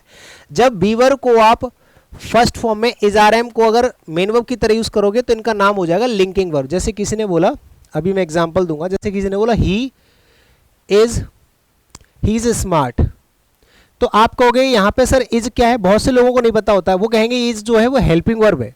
अगर ये इज हेल्पिंग वर्ब है तो मेन वर्ब कहाँ है? स्मार्ट। अगर ये मेन वर्ब है तो स्मार्टिंग होना चाहिए, आईएनजी आना चाहिए। तो बहुत से लोगों को पता ही नहीं होता कि जो इज है वो मेन वर्ब भी हो सकती है। अरे भैया ये हेल्पिंग वर्ब नहीं है, ये मेन वर्ब है। फिर आप कहोगे सर अगर ये मेन वर्ब है तो इसका एक्शन कहाँ है, इसका मतलब क्या है? तो आप इसका मीनिंग लिखोगे होना, इसका मतलब होता है होना, ठीक है, या बनना भी हो कह सकते हो, विजिट करना भी होता है। लेकिन हम इसको डायरेक्ट अगर लॉजिकली देखें तो इज के अंदर कोई एक्शन नहीं हो रहा। जैसे teaching, I am teaching you, तो टीचिंग एक एक्शन है, लेकिन इज कोई एक्शन नहीं हो रहा। तो इसीलिए हम इसको डायरेक्ट एक्शन ना कह के इसको लिंकिंग वर्ब कहते हैं। अब या तो आप डायरेक्ट कह दो कि नहीं ही जो इज है यहाँ पे, इज ना तो हेल्पिंग वर्ब है ना मेन वर्ब, ये लिंकिंग वर्ब है, या तो आप ऐसे कह लो, या फिर आप सिंपली ये कह दो मेन वर्ब है, ठीक है। लिंकिंग वर्ब भी मेन वर्ब का ही काम करती है, याद रखना। तो आप सिंपली ये कह दो कि ये मेन वर्ब है और मेन वर्ब की भी फर्स्ट फॉर्म है। कौन सी फॉर्म है? फर्स्ट फॉर्म है, ठीक है ना। हाँ, और अगर इसमें आईएनजी लग जाएगा आगे, he is doing his work, तो इज फिर हेल्पिंग वर्ब हो जाएगा, ठीक है। ऐसे ही वॉज वर, यहाँ पे सेकंड फॉर्म आ जाती, वॉज वर आ जाता, ही वॉज स्मार्ट या ही वॉज ब्यूटीफुल, अब ही वॉज हैंडसम, अब नहीं रहा, बेकार हो गया। या ही इज इल, वो बीमार था, या ही वॉज इल, वो बीमार था, तो वॉज क्या हो जाएगी? आपकी सेकंड फॉर्म, ठीक है। बाकी सब तो कॉमन चीज़ है, डू डज आपको पता ही है, डिड आपकी सेकंड फॉर्म होती है, डन आपकी थर्ड फॉर्म होती है, हैज और हैव फर्स्ट फॉर्म आते हैं, हैड सेकंड फॉर्म और हैड थर्ड फॉर्म। ये सारी चीज़ें आपको पता होनी चाहिए। इनके सेंटेंसेस मैं बना के दिखाता हूँ आपको, देखो बहुत सारे सेंटेंसेस हैं। जैसे मैंने एक सेंटेंस लिखा, मैंने यहाँ पे सेंटेंस लिखा क्या, जैसे मैंने कहा आई do not complete, I do not complete my work। तो आपने देखा यहाँ पे, देखो डू क्या है, ये तो आपका सब्जेक्ट हो गया, ये आपकी हेल्पिंग वर्ब हो गई, ये नॉट हो गया, ये मेन वर्ब की फर्स्ट फॉर्म हो गई, ठीक है। तो यहाँ पे डू वर्ब, ये भी डू वर्ब है, बट ये यहाँ पे हेल्पिंग वर्ब का काम कर रही है। और यहीं पे अगर मैं ऐसे लिख देता I do my work, I do my work, तो यहाँ पे आप देखोगे इसमें हेल्पिंग वर्ब नहीं है। ये जो आई है ये सब्जेक्ट है, ये मेन वर्ब की फर्स्ट फॉर्म है, और ये आपका ऑब्जेक्ट है। इसमें मेन वर्ब है ही नहीं, वो हेल्पिंग वर्ब है ही नहीं, ये मेन वर्ब की फर्स्ट फॉर्म है, प्रेजेंट इंडेफिनिट में वर्ब की फर्स्ट फॉर्म आती है। तो आप देखोगे यहाँ पे डू वर्ब जो है वो मेन वर्ब का काम कर रही है, और यहाँ पे डू वर्ब देख लो हेल्पिंग वर्ब का काम कर रही है। आगे बात समझ में? ऐसे होता है। यहीं पर अगर आप इसका नेगेटिव बनाओगे तो नेगेटिव बना लो, जैसे आपने कहा ही या फिर आई, ऐसे लिख लो I do not do my work, ठीक है। अगर आप ऐसे करोगे तो आप देख लो फिर से, ये जो आई है ये आपका सब्जेक्ट हो गया, जो डू है ये आपकी हेल्पिंग वर्ब हो गई, यानी कि ऑक्सिलरी वर्ब हो गई, और नॉट आपका नेगेटिव वर्ड आपका एडवर्ब हो गया, और ये जो है नॉट, ये डू, ये आपकी मेन वर्ब की फर्स्ट फॉर्म होगी। तो आपने एक ही चीज़ देखो, यहाँ पे भी डू है, यहाँ पे भी डू है, ये जो डू है वो हेल्पिंग वर्ब है, और ये जो डू है वो मेन वर्ब है, और ये आपका ऑब्जेक्ट हो गया पूरा। तो इस तरह से डू वर्ब को आप हेल्पिंग वर्ब तरह यूज़ कर सकते हो और मेन वर्ब की तरह भी। ऐसे अगर आपसे कोई पूछता है कि भैया he is doing his work, तो देखो इसमें दो चीज़ें समझ में आएंगी, 2-3 चीज़ें एक साथ। देखो देखो देखो, ही क्या है आपका सब्जेक्ट, इज आपकी हेल्पिंग वर्ब, और डूइंग आपकी मेन वर्ब की आईएनजी फॉर्म। तो आपने देखा ये कौन सी वर्ब है, डू वर्ब हो गई। डू वर्ब की आईएनजी फॉर्म यहाँ पे मेन वर्ब की तरह यूज़ किया जा रहा है, डू मेन वर्ब की तरह, ठीक है ना। अब आईएनजी फॉर्म क्यों आया, क्योंकि इज़ारएम दे रखा है, इज़ारएम के साथ तो आईएनजी लगाना पड़ेगा। तो ये अभी जो मैं चीज़ सिखा गया हूँ, डू की आईएनजी फॉर्म आ गई, यहाँ पे डू की फर्स्ट फॉर्म आ रही थी, यहाँ पे फर्स्ट फॉर्म आ रही थी, यहाँ आईएनजी फॉर्म आ गई क्योंकि इज़ारएम आ गया, ठीक है। और अगर इसी सेंटेंस को आप ऐसे लिख दो, he is intelligent, he is intelligent, तो आपने देखा यहाँ पर जो है ना इज़, बहुत से लोग क्या कहेंगे यहाँ पे, ये ही सब्जेक्ट है, ये हेल्पिंग वर्ब है, और ये पता नहीं क्या है, यहाँ भूल जाते हैं। अगर आप इसको मेन वर्ब कहोगे तो इंटेलिजेंटिंग करना पड़ेगा, आईएनजी आता है इज़ारएम के साथ। और अगर आप इसको एडजेक्टिव लिख भी दोगे, मान लो अगर यहाँ पे एडजेक्टिव मान लिख दिया, तो ये जो एडजेक्टिव है ना ये तो सही है, ही के लिए काम कर रहा है, लेकिन यहाँ पे जो इज़ है ना ये हेल्पिंग वर्ब नहीं हो सकती। इसको आप या तो कहो मेन वर्ब, मेन वर्ब की फर्स्ट फॉर्म, जो कि इज एकदम सही है। जैसे हैव और हैज़ में से हैज़ सिंगुलर होती है, हैव प्लूरल होती है, ऐसे इज और आर में से इज सिंगुलर होती है और आर प्लूरल होती है। या फिर दूसरा नाम आप परफेक्टली लिखना चाहते हो जिसमें कभी कोई कन्फ्यूजन नहीं होगी, कभी आपसे कोई सवाल जवाब नहीं करेगा, वो होता है इसका प्रॉपर नाम होता है linking verb. Linking verb word जो है मैं इसलिए यूज़ नहीं कर रहा क्योंकि आपको अगर लिंकिंग वर्ब करके समझाऊंगा तो बहुत लंबा कॉन्सेप्ट खिंच जाएगा, ठीक है। हाँ, ऐसे ही हैज़ और हैव का भी होता है। मान लीजिए किसी ने बोल दिया आई हैव अ कार, अगर किसी ने बोल दिया आई हैव अ कार, तो आप यहाँ पे देखोगे हैव जो है ना, ये तो आई तो सब्जेक्ट है, ये हैव जो है वो मेन वर्ब है, मेन वर्ब की फर्स्ट फॉर्म, क्योंकि आई के साथ हैव आता है, प्लूरल वर्ब आती है। और अ कार जो है कोई मेन वर्ब नहीं है। बहुत से लोगों को लग रहा होगा कि I have a car, have जो है वो हेल्पिंग वर्ब हो गई और ये कार जो है वो मेन वर्ब है। ये ऐसी हरकतें वो करते हैं जिन्होंने कभी जीवन में पढ़ाई ही नहीं करी, वो सीधे खेत में से सीधे यहाँ आ गए हो क्लास में, ऐसी हरकतें वो करेंगे, आपको नहीं करनी है। ये वर्ब की फर्स्ट फॉर्म है और ये ऑब्जेक्ट है, समझे, नाउन है, ये नाउन है तो ऑब्जेक्ट का काम करेगा। और अगर यहाँ पे हैव को हेल्पिंग वर्ब की तरह यूज़ करना चाहते हो तो I have completed the work या द टास्क, जो भी मुझे टास्क मिला था वो मैंने कंप्लीट कर लिया। तो अब आप यहाँ पे देख सकते हो आई सब्जेक्ट हो गया, हैव आपकी हेल्पिंग वर्ब हो गई, और ये परफेक्ट टेंस में यूज़ होती है तो इसलिए हमने वर्ब की थर्ड फॉर्म लगा दी, तो ये मेन वर्ब हो गई, ये मेन वर्ब की थर्ड फॉर्म, ये हेल्पिंग वर्ब, और ये आपका ऑब्जेक्ट हो गया। इस तरह से यहीं पे आप हेड लगा सकते थे, हेड हेड दोनों तरफ हो जाता, सेकंड मतलब पास्ट में चला जाता, ठीक है। तो अब मैं उम्मीद करता हूँ कि ये जो चीज़ मैंने आपको सिखाई है ना ये वाली, कि अगर बी डू और हैव को आप मेन वर्ब की तरह यूज़ करना चाहते हो तो ये पूरा पैटर्न यूज़ करना है। ये फर्स्ट फॉर्म है, ये सेकंड फॉर्म है, ये थर्ड फॉर्म है, ये आईएनजी फॉर्म है, और इनके एग्जांपल्स ये है। और अगर आप वहीं बी डू और हैव को अगर हेल्पिंग वर्ब की तरह यूज़ करना चाहते हो तो ये मैंने सिखा दिया है, ये हेल्पिंग वर्ब है, इनके साथ मेन वर्ब की आईएनजी फॉर्म आएगी। ये भी हेल्पिंग वर्ब है प्रेजेंट पास्ट की, इनके साथ फर्स्ट फॉर्म आएगी। ये प्रेजेंट पास्ट की, इनके साथ थर्ड फॉर्म आएगी। ये सब कुछ मैंने यहाँ पे सिखा दिया है। The class of basics of verb is completed now. जो ऑक्सिलरी वर्ब है, primary auxiliary verbs, primary auxiliary verbs, ये आपका कंप्लीट हो चुका, ये आपका कंप्लीट हो चुका है, ठीक है भाई। ये चीज आपको यहां पे समझ में आ जानी चाहिए, ठीक है दोस्त। आज की क्लास में आप क्या सीखे, प्राइमरी ऑक्सिलरी वर्ब कंप्लीटली। अब नेक्स्ट क्लास में हम क्या पढ़ सकते हैं, ये क्लास तो आपकी होगी, is are am was were has have had ये सब लगाना सीख गए। अब अगली क्लास में हम लोग क्या पढ़ सकते हैं, आप कुछ भी पढ़ सकते हो, बेसिक्स ऑफ वर्ब में आप देख लो, यहाँ पे बहुत सारे चैप्टर्स हैं, आप जो कहोगे वो पढ़ सकते हो।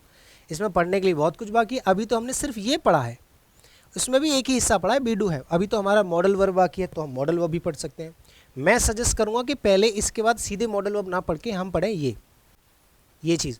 मेन वर्ब पढ़ने की अलग से कोई ज़रूरत नहीं है, अलग से अगर कभी पढ़नी होगी तो मैं फॉर्म्स की एक अलग से क्लास दे दूंगा जिसमें मेन वर्ब्स की फॉर्म्स पढ़ाऊंगा, वो अलग से एक क्लास होगी, सिर्फ एक ही क्लास होगी, क्योंकि इसमें तो अनलिमिटेड वर्ब्स होती है, इसमें कोई पढ़ाने वाली चीज़ नहीं है। हाँ, इससे रिलेटेड जो भी चीज़ें थी वो आज भी हमने बहुत सारी चीज़ सीख ली कि इज आर एम के साथ आईएनजी आता है, ये भी मेन वर्ब का पार्ट है।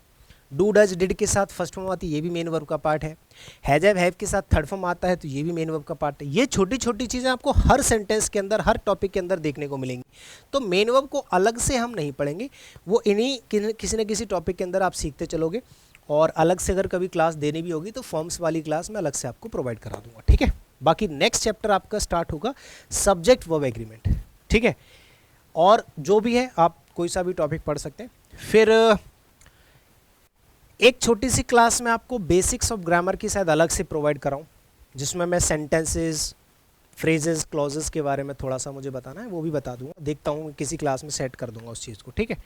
तो फिलहाल आज की क्लास हम यहाँ तक रखते हैं, इसके आगे का पार्ट हम अगली क्लास में डिस्कस करेंगे, ठीक है। Thank you so much, see you soon in the next session. Thank you so much, bye bye, take care, शुक्रिया।